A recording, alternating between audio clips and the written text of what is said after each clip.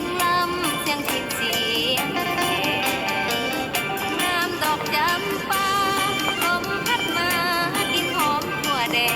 น22ของ14เดียวแน่สาวเล่าห่วงแหนบ่ให้มองเศร้า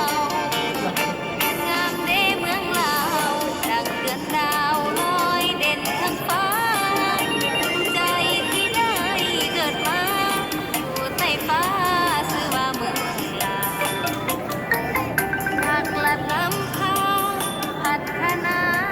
เมืองแวววาวอ่อนสอนแค่เด้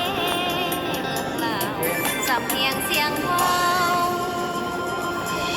ลาวเฮาม่วนหลาย